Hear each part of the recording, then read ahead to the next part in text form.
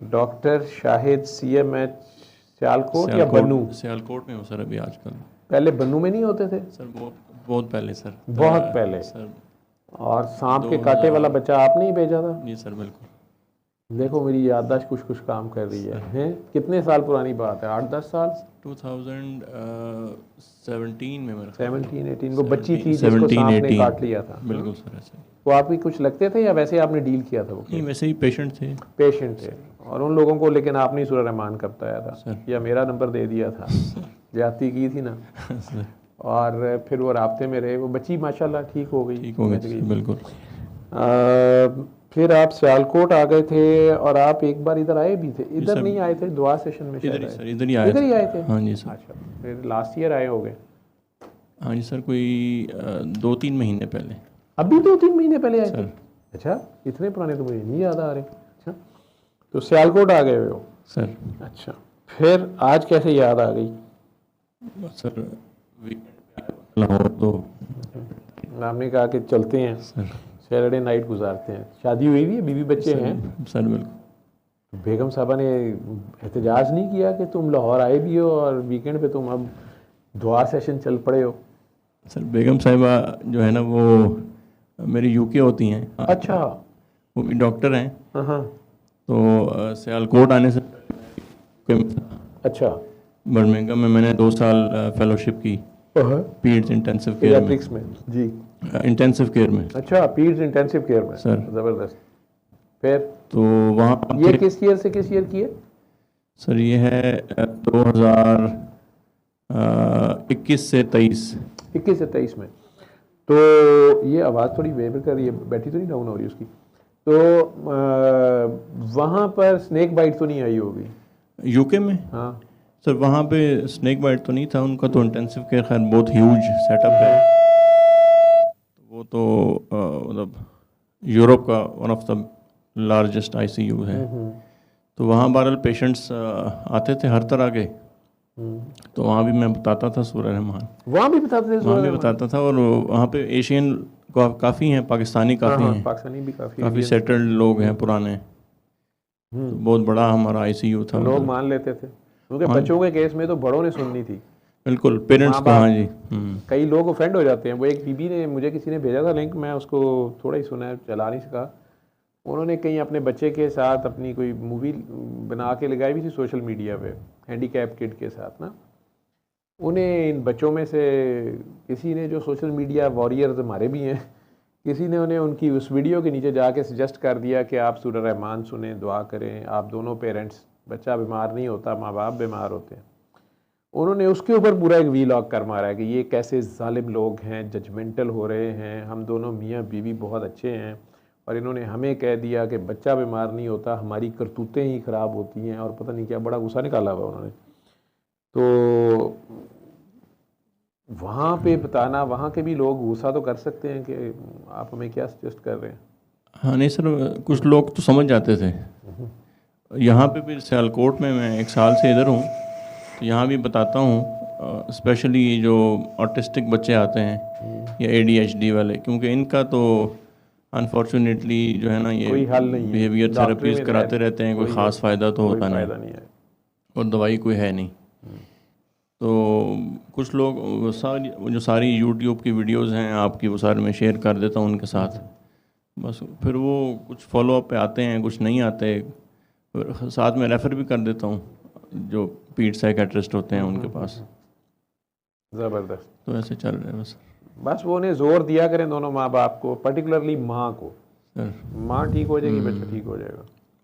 माँ का बहुत ज़्यादा मेजर रोल होता है, मेजर चंक होता है उसमें। और माँ अंदर से सारा कुछ क्लीन कर ले, माँ ठीक हो जाए, बच्चा ठीक हो जाएगा। तो अभी सर माँ 3 बार मैं कहूँगा, फिर चौथे नंबर पे अब्बा भी आएगा। अभी मेरी पोस्टिंग आई हुई है CMH पिंडी की, तो मैं 2-3 महीने में जाने वाला हूँ। Best wishes. तो मैंने कहा कुछ सेशंस अटेंड करता जाऊँ। Best wishes sir, thank you very much. बात वहीं रहेगी मेरी तो। मैं तो जो बात कह रहा हूँ सर, और आगे आपकी हिम्मत है, आप जनरल पब्लिक से कैसे डील करते हैं बीइंग कंसल्टेंट, और वो भी आर्मी सेटअप में और कंट्रोल्ड इन्वायरमेंट में, पोलाइटली आप उन्हें किसी तरह कन्वे कर सकें। मुझे उम्मीद है इंशाल्लाह इस कौम की सोच में पॉजिटिव अप्रोच आहिस्ता आहिस्ता आती जाएगी, और जो कैरेक्टर बिल्डिंग का एक स्लो प्रोसेस है, किसी तरह अल्लाह करे कि ये कौम, ये मुर्दा दिल ज़िंदा हो जाए, इन्हें खौफ खुदा या याद खुदा या एहसास खुदा पैदा हो जाए, और अल्लाह की याद या अल्लाह के साथ। ऐसा ही है सर। मैंने ये नोट किया है कि अगर कुछ बच्चे सीरियस होते हैं, वेंटिलेटर पे होते हैं ना, वो पेरेंट्स को बताते हैं, अगर वो नहीं भी सर्वाइव करते तो कम से कम उनके थोड़े से ना सुकून में आ जाते हैं, थोड़ा सा उनको एक अल्लाह से उनका एक हौसला हो जाता है, हौसला हो जाता है। तो इसका फ़ायदा तो है जी, फ़ायदा तो डेफिनेटली है। ये मुर्दा दिलों को ज़िंदा करती है वाकई सर। देखिए, कहने को तो डॉक्टरों को बड़े सलूट भी मारे गए थे कोविड में, याद है सर? बिल्कुल। वो, लेकिन अगर वाकई सोचा जाए तो डॉक्टर खुद फ्रंट पे होता है ना। बिल्कुल। वो किसी भी इन्फेक्शन को घर ला सकता है, सही। बच्चे सारे उसमें इफेक्ट हो सकते हैं, घर वाले भी इफेक्ट हो सकते हैं। और वो सिचुएशन थी जिस वक्त आम हालात में तो समझा जाता है कि हमारे सर पे कौन सा एहसान कर रहा है, इसको तनख्वाह नहीं मिलती, ये पैसे नहीं कमाते, ये लेते नहीं है, प्राइवेट फीसें नहीं लेते, फलां नहीं करते। कोविड के डेज वो डेज थे जब लोग कहते थे कि ये तो बहुत बड़ा जहाद कर रहे हैं मतलब ये डॉक्टर्स नर्सेज जो मेडिसिन के, ऐसा ही है सर, पीड्स मेडिसिन के जो लोग फ्रंट पे थे, जिन्हें हर सूरत में आगे जाना ही जाना था, और जैसे कह लें कि पेशेंट के साथ उनका इनकाउंटर आउटडोर में, इमरजेंसी में, हर आने वाले पेशेंट को, मुझे याद है कि इवन वो पूरा प्रोटेक्टिव गियर पहन के भी सर। बिल्कुल। और शुरू में कोई अंदर जाने पे तैयार नहीं होता था वार्ड में, और उसका फियर इसलिए भी ज़्यादा था कि कोई भी बेसिक नॉलेज था नहीं किसी के पास भी कि उस बीमारी की आउटकम क्या होगी, उसकी मोड ऑफ ट्रांसमिशन कितने हैं, कैसे हैं, और इमीडिएट ट्रीटमेंट क्या है, फाइनल मॉर्टेलिटी या मॉर्बिलिटी क्या निकलेगी। सारे फियर में होते हुए इन डॉक्टर्स ने, नर्सेज ने, जो लोग भी उसमें फ्रंट पे थे, वो तनख्वाह तो कम से कम मैंने तो उससे 1 रुपया ज़्यादा नहीं लिया जो मेरी तनख्वाह थी। और मेरे साथ सर्विसेज में कम से कम जितनी टीम थी, मुझे नहीं पता, अगर कोई जूनियर लेवल पे कुछ मिला हो तो मुझे नहीं पता, लेकिन जितनों ने काम किया, बच्चे बच्चियां और सारे, उन सारों की फैमिलीज थी, और मिशनरी स्पिरिट से किया। मैं समझता हूँ इसका अजर अल्लाह के सिवा कोई नहीं दे सकता। बिल्कुल सर, क्योंकि उस टाइम मैंने कुछ अर्सा, तब मैं बनू में था कोविड के टाइम पे, और 1 साल एक पिंडी में था, तो तब शुरू में यही सुनते थे हम भी कि जी जो बच्चे हैं वो ज़्यादा ख़ुद तो इन्फेक्ट नहीं होते, लेकिन वो एज अ कैरियर मीडियम सर्व करते हैं। कैरियर मीडियम सर्व। तो लेकिन अल्लाह का शुक्र है कि मैं उस दौरान भी जो है ना बच्चे सारे देखते रहा, और मुझे आज तक अल्हम्दुलिल्लाह कोविड नहीं हुआ। वो अल्लाह की मेहरबानी से है। जी बिल्कुल ऐसा ही सारा करना, वो सारा मैं खुद ही याद कर रहा था कि उस वक़्त वो 10 या 20 पेशेंट की वार्ड होती थी कोविड के, जहाँ पेशेंट रखे होते थे, तो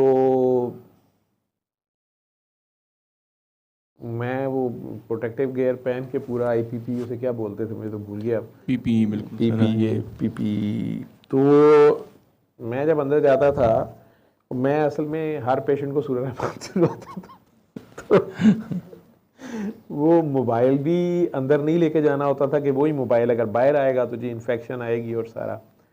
तो वो मैंने छोटे वॉकमैन टाइप, या ये अहमद ने मुझे ला के दिए थे, रिकॉर्डर से छोटे से, उसमें वो लग जाती थी USB, सूरह रहमान लग जाती थी। तो मैं अंदर ही वार्ड में छोड़ आता था उन लोगों के, आपस में लगा देना, एक दूसरे को सुनाओ या सारा, उन्हें सुनवाता भी था। लेकिन वो जिस दिन भी मेरा राउंड होता था, जब मैं जाता तो पिछला गायब हो गया होता था, नया फिर मैं लेके जाता था तो अब वो मैं उन्हें सुनवाता था वहाँ अंदर खड़े होकर। और मैनी टाइम्स मैंने बाहर निकलना तब भी किसी नर्स ने हमदर्दी से भी और थोड़ा वॉर्न करते हुए भी कि सर आप क्या कर रहे हैं, आप लगा के बाहर आ जाया करें। तो सर आप इतनी देर अंदर रहते हैं इस एनवायरनमेंट में, वो सारी इन्फेक्शन, वो 10-15 मरीज़ 20 मरीज़ हैं, वो सारे वहीं पे सांस ले रहे हैं। लाख आपने मास्क लगाया हुआ है लेकिन आप वहीं सांस ले रहे हैं, इतने मिनट से ज़्यादा एक्सपोजर ना हो, इतना ना हो, वो सारे फियर्स में याद हैं सर। और नहीं, वैसे भी यूके में तो डॉक्टर्स की काफ़ी, जो मैंने भी 2 साल काम किया है, बड़ा एक रिस्पेक्टफुल है और वेल पेड, और चीज़ें बहुत स्ट्रीमलाइन है, बड़ा वर्क लाइफ बैलेंस बहुत अच्छा है। और यहाँ पे भी पाकिस्तान में भी काम बहुत ज़्यादा है, लेकिन डॉक्टर्स का शुक्र है काफ़ी रिस्पेक्ट है, लोग हाँ, वो इज्जत देते हैं। अवाम को रियलाइजेशन तो इसकी है।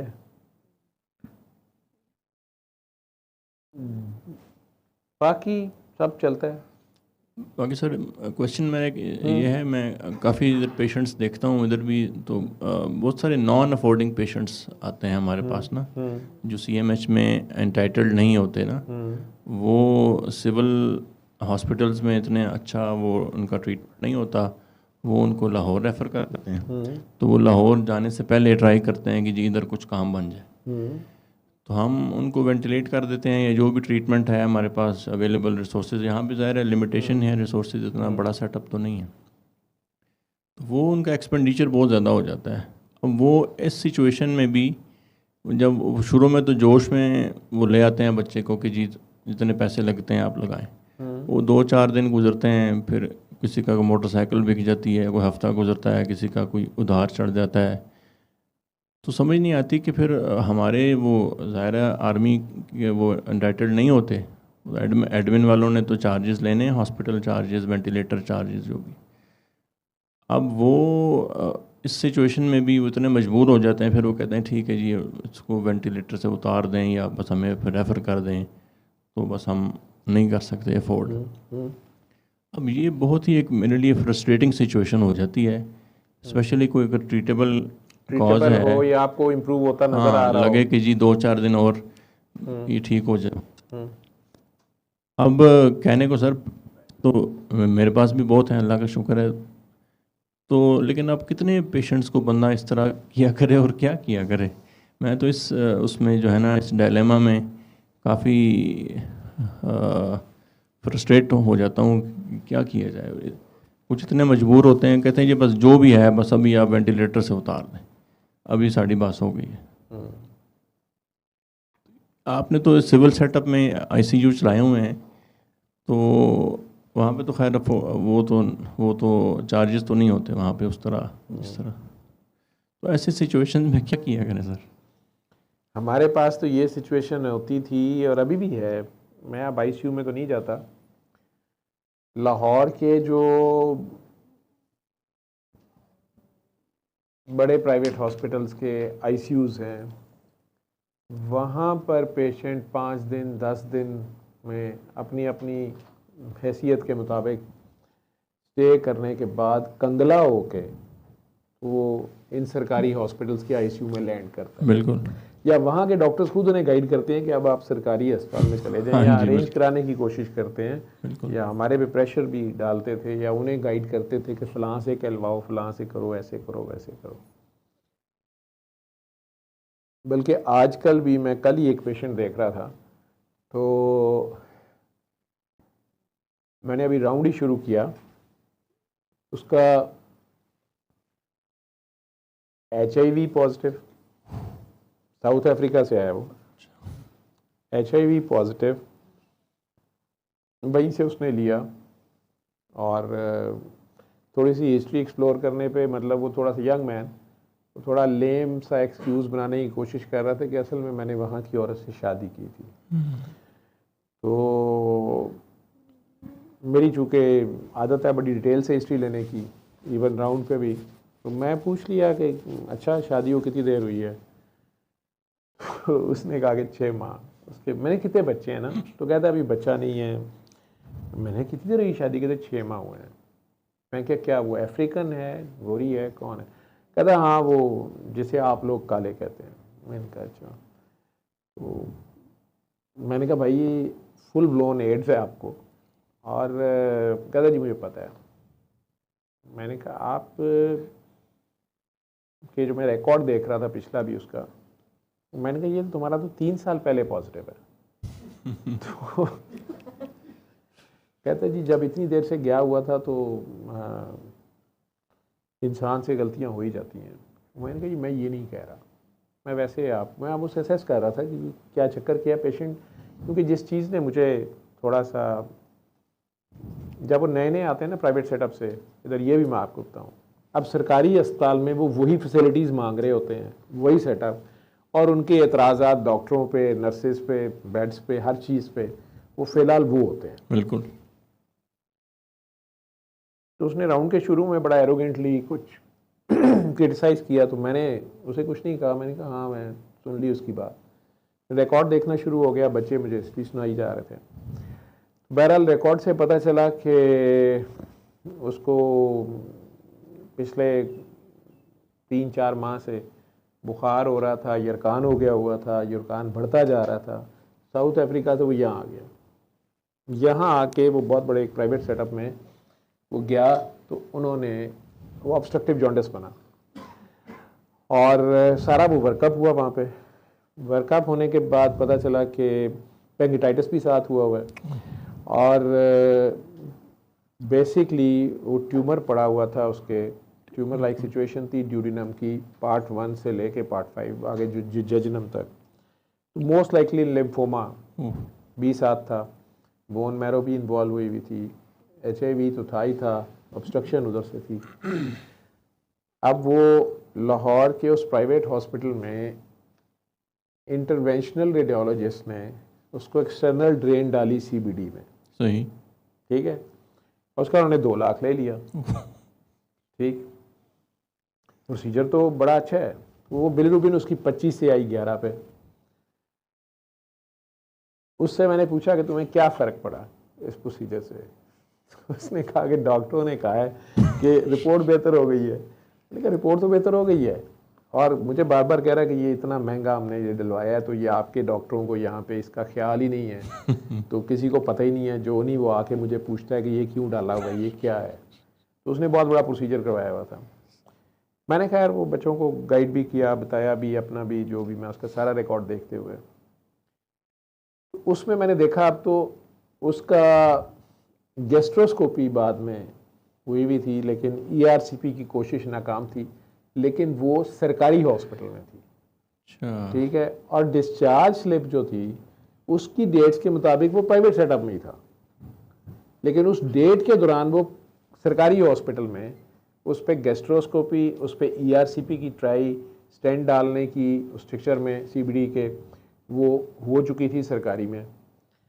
और एक और सरकारी हॉस्पिटल से उसके MRI और CT ट्राइफेजिक CT और ये वो वहाँ से हुए थे, लेकिन एडमिट वो वही था। तो मैंने उसे कहा कि एडमिट आप वहाँ थे, तो आप इसी हालत में उन हॉस्पिटल्स में प्राइवेट से जाते थे और ये सरकारी में। कहता है डॉक्टर साहब, वो डॉक्टर साहब जो प्राइवेट हॉस्पिटल वाले थे उनकी तारीफ़ कर रहा है, वो कह रहा है कि वो बहुत अच्छे डॉक्टर साहब। ठीक है, उन्होंने खुद हमारे रिक्वेस्ट करके फ़लाँ हॉस्पिटल, सरकारी हॉस्पिटल में फ़लाँ डॉक्टर साहब से रिक्वेस्ट करके तो हमारी गैस्ट्रोस्कोपी और ERCP कराई। और देखें जी, प्राइवेट अस्पताल का कौन सा बंदा अपने पैसे छोड़ता है, वो हमसे प्राइवेट पैसे ले लेते, वो खुद कर लेते। तो वो उन्होंने नहीं किया, उन्होंने कहा कोई नहीं तुम सरकारी करा लो, और वहाँ उन्होंने अपने दोस्त को किया और वो दोस्त ने कर दिया हमें ओब्लाइज। वो हमारी किस्मत है, वो स्ट्रक्चर में स्टैंड नहीं डाली। मैंने कहा मेरी एक बात बताओ, अब उसी हॉस्पिटल में जहाँ तुम्हारा ये सारा प्रोसीजर हुआ है, वहाँ पे तुम्हें दाखिल क्यों नहीं किया गया? तुम वहीं पे दाखिल भी हो जाते, आगे वो उनके दोस्त थे ना, बिल्कुल। वो तुम्हें वहाँ रख लेते।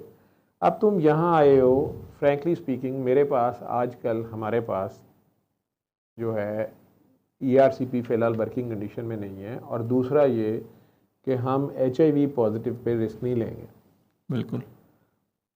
वो मुझे आगे से कहता है कि यही तो मेहरबानी उन्होंने की थी, समझ उसे सारी थी।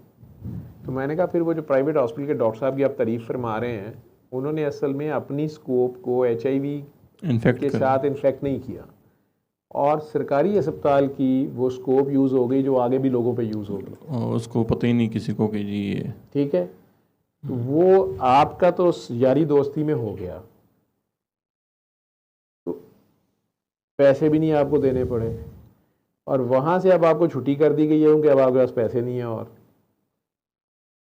और डायग्नोसिस भी आ गया लिम्फोमा, ठीक, उधर से HIV।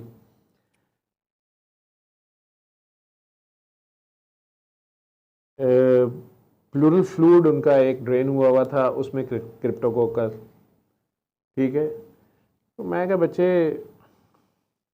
यहाँ आ गए हैं हमारे पास जो रिसोर्सेज हैं ये हम कर सकते हैं, ये नहीं कर सकते। सही। अगर आप आ गए हैं 100 बिस्मिल्लाह, हम तो डिनाई नहीं कर सकते, सरकारी सेटअप है, चार्ज भी आपसे कुछ नहीं किया जाएगा, ये दुनिया में कहीं नहीं होता। लेकिन यहाँ पे ये कंप्लेनिंग एटीट्यूड जो है ना, ये ना करो। कि मैं आप लोगों को बताऊं, जो जमादार आपका यूरिन बैग खाली कर रहा होता है, या आपके अटेंडेंट का, आपके पेशेंट का, सरकारी हॉस्पिटल में, आप खुद वो खाली करने पे तैयार नहीं होते, अपने बाप का यूरिन बैग या अपने भाई का या अपने किसी नियर एंड डियर रिलेटिव का, चे जाए के एक पूरी वार्ड के 20-25 मरीजों के यूरिन बैग्स को खाली करना, उस इंसान को भी बू आती है, बिल्कुल ऐसा ही। उसको भी इन्फेक्शन हो सकती है। ये बड़ा हम्बल आदमी काम कर सकता है, चाहे उसको भूख ने हम्बल किया हुआ है, चाहे उसको किसी और ज़रूरत ने किया हुआ है, लेकिन अल्लाह सारी इबादत का निचोड़ क्या मांगता है? आजिज़ी। ये जो वार्डों के जमादार होते हैं ना, इनसे आप दुआ नहीं ले सकते ना, तो इनसे पंगा ना लिया करें जब आप इन अस्पतालों में जाते हैं, बल्कि इनको प्यार से पेश आया करें। अगर आप 10-20 रुपये ने दे भी देते हैं, या कोई फल ऑफ़र कर देते हैं, या कोई जूस ऑफ़र कर देते हैं, ये ज़्यादा बेहतर है, बजाय इसके कि आप उन्हें डांट डपट लगा रहे हैं और यूँ शो कर रहे हैं कि जैसे वो आपके बाप के मुलाजिम हैं। आपके HIV वाले बैग को भी वो बग़ैर किसी ग्लव के, उनके पास कुछ नहीं होता, वो भी खाली करें, और खाली करते हुए आपने उसे डांट भी लगा दी है कि तुम इसे आम यूरिन बैग समझ रही हो, ये हमने इतने लाख में लगवाया, इतने लाख में किया है। आप UK में जाके UK के किसी सिटीज़न को या उनके इसी तरह के किसी वर्कर को 2 लाख रुपया दे के ना, वो बैग एक बार खाली करवा के दिखा दे बगैर ग्लव्स के, सवाल ही पैदा नहीं होता सर। और ये तो वो पेशेंट है जिसका HIV पॉजिटिव है। मैं अपने डॉक्टर से कह रहा था, अब जूनियर से, कि बेटा आप इधर लिख के लगा देते हो HIV पॉजिटिव या BC virus positive, take every other patient as positive, बिल्कुल, टेक योर मैक्सिमम प्रिकॉशंस। इसका तो पता चल गया ना, कईयों का तो सिर्फ पता चल गया है, और जो अभी इंक्यूबेशन पीरियड में है, दरमियान में है, वायरल लोड कम है, आपको क्या पता है? बिल्कुल। रिसेंटली मुझे पता चला है कि क्रॉस मैचिंग करते ही, मतलब वो जो स्क्रीनिंग कर रहे हैं ब्लड ट्रांसफ्यूजन की, वो जिन किटों से हो रही है वो ओनली सेंसिटिव 70% सेंसिटिव है। मजबूरी का नाम शुक्रिया, ठीक है। और क्रॉस मैचिंग तो की नहीं जाती, या ग्रुप्स देखे जाते हैं। बिल्कुल सर, अभी तो द हार्ड ट्रूथ्स ऐसा ही है। अभी ये इसी वीकेंड पे ये PPA की कॉन्फ्रेंस चल रही है, वो भी मैं अटेंड कर रहा हूँ। 3-4 दिन की है, तो उसमें पीड्स पेशेंट्स जो हैं HIV पॉजिटिव काफ़ी ज़्यादा होना शुरू हो गए हैं, काफ़ी ज़्यादा होना शुरू हो गए हैं सारे प्रोविंसेस में। वो कहाँ से आ रहे हैं? वर्टिकल ट्रांसमिशन है, वर्टिकल ट्रांसमिशन है, वहाँ से आ रही और है। कुछ जो है इंजेक्शन, जो सिंध में स्पेशली जो भी हैं, वो जो एक ही सिरिंज से सबको टीके लगाए जा रहे हैं, जो प्राइवेट GPs और प्राइवेट जो वो हैं, तो उसके थ्रू काफ़ी ज़्यादा कॉमन होता है। माएँ ले रही हैं, बाहर से अब्बे आ रहे हैं HIV लेके, माँ को हो रहा है, और माँ से फिर बच्चों में आ रहा है। ज़्यादा तो ये रूट है जो मैंने अभी तक देखा है। आप लोग पीडियाट्रिक्स में शायद आप लोग एक्सप्लोर करें तो यही रूट ज़्यादा निकलेगा। और दूसरे नंबर पे आईवी ड्रग अब्यूज़र जो बाप हैं या माँ हैं वो एक दूसरे को ट्रांसफ़र कर रहे हैं, प्लस सेक्सुअल परवर्शंस भी अगर उसमें आ जाती हैं और फिर बच्चों में आ रही हैं। तीसरे नंबर पे ये शायद होंगे कोएक्स, बिल्कुल जो सिरिंजेस अगर मिस यूज़ कर रहे हैं या एक सिरिंज से बाकी लोगों को टीके लगा रहे हैं। सर मैं अपने फोरम से ये चीज़ें इन्फॉर्मेशन देता तो रहता हूँ। जनरल लोग जो भी किसी गांव में बैठे भी सुन रहे हैं, अब लोगों को पता तो है कि नई सिरिंज ही खुलवानी है हर बार अपने सामने, लेकिन बहरहाल हमारे अंदर ही हमारे भाई बंद हैं जो यूज़ सिरिंजें बंद भी कर लेते हैं। कई बार बंद सिरिंज में ब्लड नज़र आ रहा होता है। ठीक है, कुछ ना कुछ तो हुआ होता है ना। तो अल्लाह हमारे हाल पे रहम करे, लेकिन ये चीज़ें फैल रही हैं तेज़ी से, अल्लाह रहम करे। चलें, आपसे डिस्कशन में कुछ मेडिकल इंफॉर्मेशन भी पास ऑन हो गई है कौम को। खैर, आपसे आगे जो साहब बैठे हैं इन्हें दे दें। हाँ भी काके सल्ले अला सल्ले अला सल्ले अला सल्ले अला सल्ले अला शफीना सल्ले अला